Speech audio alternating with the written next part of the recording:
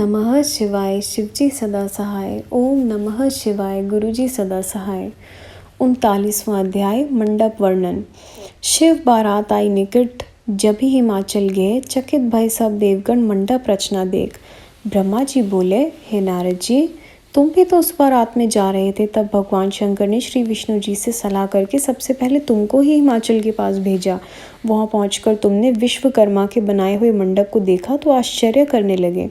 वहां रत्न जटित सोने के लाखों कलश थे। बड़े बड़े केलों के संभों में वह सज रहे थे। परम शोभायमान मंडप को देखकर तुम अपनी सुध-बुध खो बैठे। भगवान शंकर के चित्र को देखकर उन्हें साक्षात समझकर तुम हिमाचल से बोले, हे पर्वतराज, क्या देवता तथा महर्षियों के साथ विवाह के लिए भगवान शंकर आ गए? तब तुमको मंडप के चित्रों में चकित जानकर हिमाचल ने कहा, हे नारद जी, वे तो अभी नहीं आए, तुमको भ्रम हो गया है। अभी आप स्वस्थ हो ले। फिर मेरी ओर से मैनाक आदि मेरे पुत्रों को साथ लेकर आप वहाँ जाएं, उन्हें बारात के साथ आदर पूर्वक यहाँ ले आएं। ब्रह्मा जी बोले, तब तुम मैनाक आदि हिमाचल के पुत्रों को साथ लेकर सदाशिव के पास आ गए। तब मैं विष्णु आदि देवता तुम्हें घेर कर पूछने लगे, हे नारद जी, वहाँ का क्या समाचार है? वहाँ तुम्हारा सत्कार हुआ कि नहीं हुआ?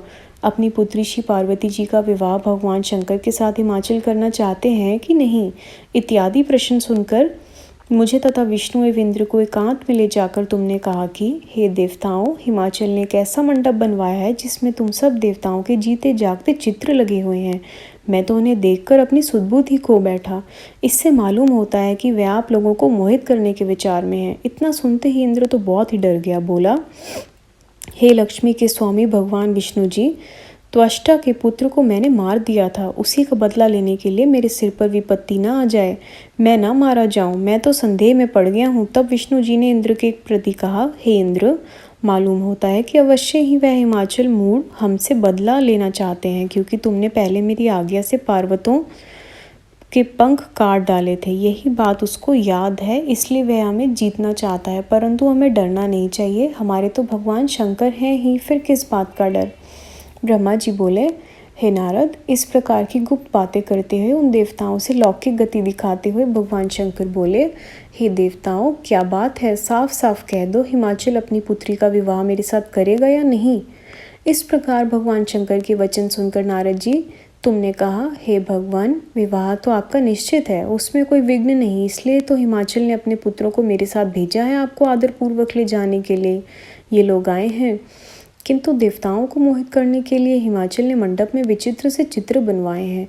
इससे उसकी माया फैल रही है, यही बात है। इतना सुनकर भगवान शंकर देवताओं को समझाते हुए बोले, हे देवताओं, डरा मत करो। जब हिमाचल अपनी पुत्री हमें समर्पित कर रहा है तो उसकी माया हमारा क्या बिगाड़ लेगी? हे देवताओं, डरो मत, जल्दी चलो। भगवान शंकर की इस प्रकार की आज्ञा पाकर हिमाचल के पुत्रों का आगे करके सभी देवता भगवान शंकर के साथ हिमाचलपुर पहुँचे। 40वां अध्याय देवता तथा पर्वतों का मिलाप।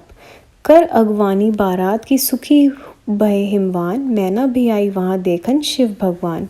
ब्रह्मा जी बोले, हे नारद जी, आप शंकर विष्णु आदि देवताओं के साथ हिमाचलपुर में आ पहुँचे। उनका आगमन सुनकर आनंदित होकर हिमाचल पर्वतों को साथ लेकर उनकी अगवानी करने पहुँचे। भगवान शंकर की बारात देखकर हिमाचल चकित हो गए। उसके बाद पूर्व और पश्चिम के समुद्रों के मिलने की भांति देवता और पर्वत परस्पर मिलने लगे। उसके बाद हिमाचल भगवान शंकर के पास पहुँचे, उन्हें प्रणाम किया। इसी प्रकार सब पर्वतों ने प्रणाम किया। उस समय भगवान शंकर की शोभा निराली थी। नाना प्रकार के आभूषणों से शोभित अपने प्रकाश में अंगों से दिशाओं को प्रकाशित करने वाले महादेव जी दूल्हे के रूप में वृषभ पर विराजमान थे। हिमाचल ने बारंबार प्रणाम किया, फिर उनकी आज्ञा लेकर संपूर्ण देवताओं को ठहराने के लिए प्रबंध किया। फिर वेदी के निकट आकर स्नान किया। इसके बाद दान पुण्य करके अपने पुत्रों को बुलाकर कहा कि तुम लोग भगवान शंकर की जाकर प्रार्थना करो कि हमारे पिता हिमाचल बंधुओं के साथ बराचार मिलनी करने के लिए आपका रास्ता देख रहे हैं। इस प्रकार पिता की आज्ञा पाकर हिमाचल पुत्रों ने जाकर भगवान शंकर को प्रणाम किया और पिता की कही हुई बात जाकर सुना दी। तब भगवान शंकर जी ने कहा कि तुम जाकर कहो कि वे आ रहे हैं। यह सुनकर हिमाचल के पुत्र चले गए। देवताओं ने सुंदर श्रृंगार करके हिमाचल के घर को गमन किया। उसी समय हे नारद जी, मैना ने तुमको बुलवा लिया और भगवान शंकर के दर्शन की इच्छा से मैना तुमसे इस प्रकार कहने लगी। संगत जी, अध्याय यहाँ समाप्त होता है। गुरु जी, संगत जी, जो भी मुझसे गलती हुई हो जाने अनजाने में अध्याय पढ़ते हुए किसी भी तरीके से, प्लीज़ मुझे माफ़ करना। अगला अध्याय अगली वीडियो में। ओम नमः शिवाय। शिव जी सदा सहाय। ओम नमः शिवाय। गुरु जी सदा सहाय।